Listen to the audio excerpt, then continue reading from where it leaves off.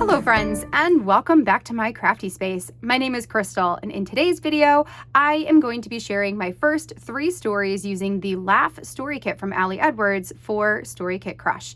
If you are new to this challenge, StoryKitCrush is essentially a challenge to pull out one story kit every month and use up as much of it and tell as many stories as feels comfortable to you. This month I am using the Laugh Kit, and I've got 12 stories that I am planning to tell, which will essentially crush every last bit and piece of this kit. So today we're starting with the first 3. My first story is going to be all about laughing as a family and how laughter is a big part of who we are and our identity as a family here in our house. My second story is all about the things that I've caught my son eating that he should not eat and the funny stories behind each of those. And my third story was inspired by this photo from my wedding. It's of my husband, our groomsmen, and our ushers, which are all essentially family members. And it's just a hilarious photo. So I wanted to document this photo and then talk about the boys and how silly they are when they are together. So those are my 3 stories. I've got a 6x8, a 6x12, and a 12x12. So lots of different variety of stories and sizes and all that goodness. So I am going to get us started. I'm going to put you on fast forward while I get everything assembled here. I'll talk you through my process, tell you a little bit about the story, and then once everything is done, we'll slow back down in order to finish out the video for today. Starting this month, I'm going to do something a little bit different at the end of my video after we get everything finished up and I'm ready to say goodbye. Before I say goodbye, I'm actually going to go back to each of these and read my journaling out loud to you. I've had a couple of my viewers, a couple of you guys comment that you miss when I used to read my stories out loud. So I'm going to give that a try this month and see what you guys think. If this is something that you enjoy, let me know in the comments and I will keep doing it in the months to come. If this is something that you would rather go on, say, Instagram or pause my videos at the end in order to read the journaling yourself, I'm also, open to that as well. I don't mind reading my journaling out loud. I just, if you guys enjoy that, I'm more than happy to do that for you. So let me know what you guys think. And if you are not interested in hearing my journaling read out loud, that's why I'm going to put it at the very end so you can stop the video early and just skip over that part if that's not something that interests you. So that is that. All right, well, let's go ahead and dive into these stories for today and get these layouts finished. So to get started with today, I'm going to first set aside the 2 larger of the spreads here, and we're going to work on the 6x8 one first.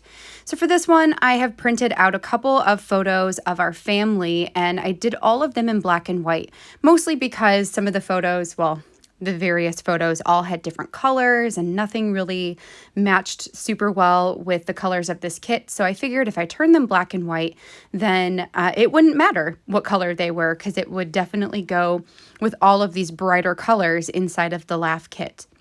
So for this one, I have a photo of Aaron and Izzy from a couple years ago, actually. And then I have a photo of Jonah and I from just this past spring. And then this last one, the larger one on the right side, is our entire family when we took some family photos in the fall of last year. So ranging across a lot of different times and months. But I basically was just looking for photos where we seem genuinely happy or like we're laughing together, since that's pretty much what my story is going to be. So then for my journaling, I wanted to actually create an interactive piece here with the So Good wood acrylic. What I did is digitally, I took the So Good file, which just pulls right into Photoshop at the same size that it is in real life. So I could do that and then flip it so that it is the mirror version. I then colored the entire thing white and then put a stroke around the outside. So that gave me the kind of the dimensions of where that So Good was going to be. And then I could type up my journaling on the inside of that portion. Once I had it printed off, then all I needed to do was trim off the excess, so use the stroke as my cutting line, and then it would easily fit on the back side of the So Good wood acrylic piece. So that's how I got it to match up perfectly like that. I then also put one of the chipboard pieces at the top, and then what I'm going to do with this is I'm going to actually put it in the album in between the photos. So the larger photo of our family goes inside of a 6x8 page protector, and then the other 4 3x4 cards and photos go into a divided page protector as well. So I wanted this So Good piece to go in between. Originally, I was thinking that I would just take my power punch and punch directly into the wood veneer piece, which will totally work. A power punch will go right through it. But it wasn't lining up on the photo the way I wanted it to. I wanted it to kind of go in between all of us. So then what I did is I pulled the journaling piece back off of the wood veneer, and then I'm going to take a piece of plastic transparency there. I have it trimmed down to like, I don't know, roughly a 4x6. And then I will use some double-sided adhesive to stick my wood veneer piece down on top of the plastic. And then once I do that, first I'm going to there's a film that comes on all of these plastic pieces. So I'm going to take that off first. And then I will go ahead and stick this down. So once I have that done, there is going to be a bit of plastic that goes off of the right side of that wood veneer piece. So I'll just take my fussy cutting scissors and trim that part off, which you can kind of see here now that I've got it upside down. And then that's going to give me, I guess it's not a more even edge, but it just lines it up. So it's almost like that piece is floating there in the middle of the photo. So we'll just trim this piece off. And then for the left-hand side, all I need to do then is line that up with a page protector and punch holes where it's going to go into the album, which I'll do with a power punch since that goes through the plastic really nicely. And then that will just go into the album separate from, the other pages, which makes this really nice. So the title there is on the front of it when you open up the page, and then when you flip it over, you've got the journaling on the back side. This one, for the most part, the story is just about our family and how laughter is just part of who we are. We're always doing silly things that makes everybody laugh. So I thought that this would be a really fun way to tell that story. So then once I've got the plastic portion on there the way I want it to be, I can just stick the journaling back again to the back side of it. And then this page is essentially done. So I think I'm going to stick everything in a page protector so you can see how that will look. I also want to date stamp it. I'm trying to remember to date stamp all of my spreads since I was very bad at this in the past, and I just want to get a little bit better at remembering to do that. For the most part, I date stamp everything with the day I actually created the layout. So all of the ones from today will have the same exact date on them because they were all created on the same day. So these can go into the page protectors, and then I'll be able to set this all to the side to work on the next one. This one turned out really pretty simple once we did the digital portion of getting that journaling done. Everything else came together really quick and simple. So we'll set this one aside, and then we're going to work on the 6x12 layout next. Now this one I could have made into a 12x12 because it's two 6x12s here, but I'm sticking to the side-by-side 6x12. I'm considering eventually getting a 6x12 album and a 9x12 album that can all serve as story albums. Right now I have a 12x12 and then a bunch of 6x8s and traveler's notebooks. So everything that is larger than a 6x8 just goes into my 12x12 album. Regardless, I do know I need to get some varying sizes of page protectors because all I've got is 12x12, and that will hopefully make things a little bit easier, but I just like the idea of these being two separate entities. So for the photo portion, I pulled photos pretty much from the internet, just searching for the different items that I wanted, and then brought those into Photoshop, put them all on a canvas so that it looks as though it's a flat lay that I just took a photo of. It's not, it's just a bunch of photos from the interweb. And then for the right side, Oh, and I guess I should say, I also took the big wood veneer piece that says "Too Funny" and I layered that at the bottom. I did that digitally first, so I knew exactly where to position all of the items so that the title wouldn't cover anything important up. But then I decided, I deleted off the digital portion, printed off the photo, and then I can add the physical version on there instead. For the opposite side of this page, my journaling is going to be all of those, what are those called? I want to call them pleather. That's not right. Rubber. They're rubber embellishments. So those are going to be basically my bullet points for the different sections of journaling, for the different stories that this layout tells. For my title piece, I took the, I believe that was a 3x4 card, and I rounded out two of the corners, and I'm going to stick it there at the top of the page. And then on top of it, I put one of the Starburst cork pieces with an additional chipboard piece that says teehee right on top. For the rubber pieces, I'm using double-sided adhesive to stick those down onto the template there. And the template is something that I created in Photoshop. I added in my own circles just by using a shape tool and putting it to the right dimensions. And then I was able to add those onto the canvas so that later all I have to do is stick my circles down on top of the gray circles. It's one of the things I like to do with spreads like that. And then once everything is stuck down, the rest was done, and that one was fairly easy to do as well. So for this last one, I printed my photo just shy of 12 inches wide, and then I believe I did it just shy of, well gosh, if it's just shy of 9 inches tall. So it's basically like a 9x12, but just slightly less than that because I wanted there to be a white border around the entirety of the photo. I did cut a piece of pattern paper when I was project planning this, thinking that I might use that as a separator in between the large photo and the bottom sections. I ultimately decide I don't really like that, so I'm going to take that out and just let it be a space of white in between everything. So then I've got another photo there at the bottom, which is roughly I guess actually it's not 4, right? Because if it's 4 inches tall, so then that top photo is going to be just shy of 12 inches wide by 8 inches tall. That's going to be the more correct dimensions there. So a 12x8, but just a little bit less. So then at the bottom, I've got the photo that you see me working with right here, which is roughly a 4x4. And then I've also got this 3x4 journaling card that I'm going to trim just a teeny itty bitty bit off of the top and bottom so that it lines up better with the photo. I did that because, again, I wanted there to be a little bit of white space around everything so that there are some clear defined lines.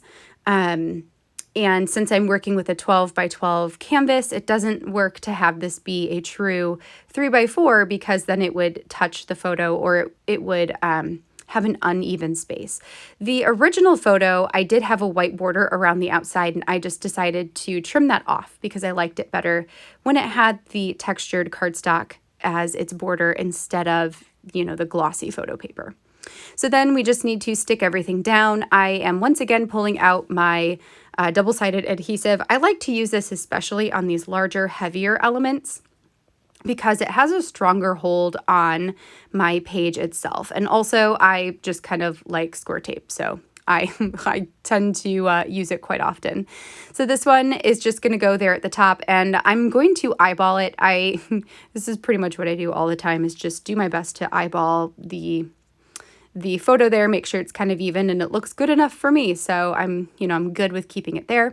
And then these bottom two elements, all I have to do is add adhesive and stick those down as well. Once we have the foundation of this page complete, then I can work on the embellishments, which for this one is just going to be the 5 wood veneer speech bubbles that have a word in them. I really, really loved those as an embellishment, but I also thought it would be fun to see if I could get all of them on a page, which ultimately is what drew me to using this photo because I can span them out over the top of all of the guys jumping up and down and being ridiculous and silly. So I'm just going to get them positioned as evenly as possible on the photo above the boys. So Technically, they are justified a little bit more to the left than they are to the center because the guys are a little bit more to the left. And I wanted the one in the middle to be directly over Aaron. So that was more important to me than having them be evenly spaced over the width of the photo. I am using my roller adhesive on the back of those, and sometimes when you do that, it gets a little bit of the adhesive in the like the spaces where the word is. So I used my tweezers there to just pull out some of the adhesive. And then for the rest of these, I'm going to stick to the edges as much as possible and try not to go over the words, because as long as there's adhesive around the perimeter, they're going to stick just fine. And this one's going to go into a page protector, so I don't have to be as worried about, whether the embellishments are handled roughly or not, because they'll have that plastic for some protection over top of them. So I think that will work out really nicely. All right, so once I get this last one on here, this spread is going to be essentially done. I will pull my roller date stamp. I almost forgot what that was called. I'll pull my roller date stamp back over to go ahead and date stamp the bottom of this spread right at the bottom of all that journaling. And the journaling there is just about the relationship between all of these boys and how they've maintained a lot of it, and how, most of their relationship is defined by them just being silly and laughing together all the time. All right, friends, that finishes up all 3 of my projects for today. I super love the way that these all came together, and I really enjoyed working in various sizes throughout the course of my crafting today. I love having the variety and just being able to play with different sizes, different elements, different textures. That really, really makes me happy. I will be back again next week with my next 3 projects using the Laugh Story Kit. I hope that today's videos have inspired you to think of maybe some stories that you could tell, and I hope that you are just excited to dig into your Laugh Story Kit as well. All right, so to finish out today's video, I'm going to go ahead and do a quick reading of all 3 of these stories, and then we will say goodbye. So let's start with our first story here that says, "So good." This is going to go inside of my family 6x8 album. And for the most part, it's just photos and cards, but then I've got this "So good" piece with the journaling on the back. And this is just going to go directly into the album as an extra element in between. For this one, I said, "There is literally nothing better than the time we spend laughing as a family. Whether it's playing chase around the inside of our house, watching a funny movie together, singing at the top of our lungs, having a silly dance party in the kitchen, and all the other ways that laughter finds us when we're together, I love how much it brings us together. I'm so happy that we have forever to grow and laugh together." Okay, so that's that one. So just a really, really simple story with simple journaling. Next, I've got this 12x12 spread from our wedding photos.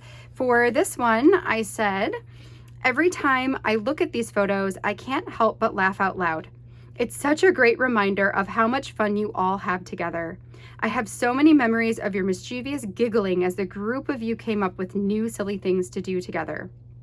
Or the times when we sit around and tell stories of our youth and laugh over the things we used to do. My favorite, though, is when you all get together for game nights. I love the way you get into character and interact with each other. I love the bursts of extremely loud laughing, mostly looking at you, Aaron, that shows just how much you enjoy each other's company. I love looking back on photos like these and seeing how, though some things have changed over time as we pursue our passions, become spouses and parents, move to new places, other things stay the same. I'm so glad you all have each other and that we have a lifetime of laughter and silly shenanigans ahead of us." And then my last story is just some bulleted journaling about Jonah. So here we go. "One of the first things that I caught Jonah eating that he shouldn't was a tube of fluoride-free toothpaste. I was downstairs teaching Isabella and Ryan when in walked Jonah with a tube of toothpaste in his mouth as he sucked it out like candy." Number 2. With a taste for bathroom essentials, the next thing that Jonah decided to try was the tube of hand lotion from my bathroom. I found him with lotion on his fingers and smeared on his lips. Gross. When Jonah shows signs of diaper rash, we always pull out the Vaseline to give him a layer of protection. After changing him one day, I forgot to put the Vaseline away. Wouldn't you guess that we ended up finding him dipping his fingers into the jar and licking it off? Knowing that Aaron was caught doing the same thing as a toddler, I can't help but laugh. Like father, like son.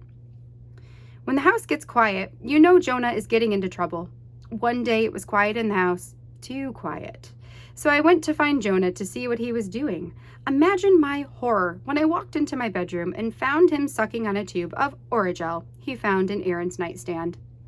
Luckily, nothing happened. We didn't have to take him into the doctor's, but I bet his mouth felt pretty weird. The worst and funniest offense was the day Jonah came down the stairs with Aaron's Old Spice deodorant. Top popped off and licking it like a popsicle. We were horrified and also instantly burst into laughter.